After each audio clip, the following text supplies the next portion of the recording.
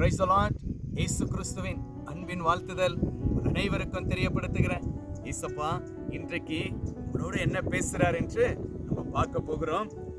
ரோமர் 10ஆம் அதிகாரம் 11ஆம் வசனம். அவரை விசுவாசிக்கிறவன் எவனோ அவன் வெட்கப்படுவதில்லை என்று வேதம் சொல்லுகிறது.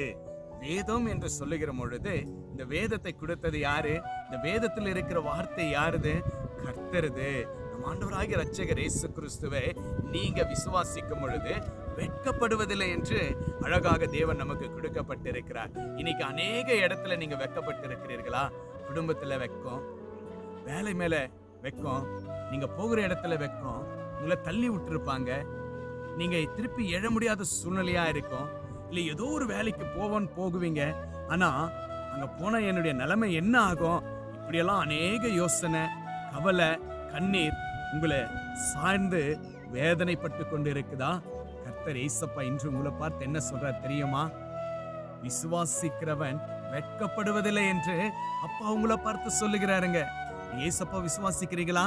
இயேசுவை விசுவாசிக்கிறீர்களா? அவரை நம்புறீங்களா? இயேசப்பா உங்களை பார்த்து என்ன சொல்றார் தெரியுங்களா?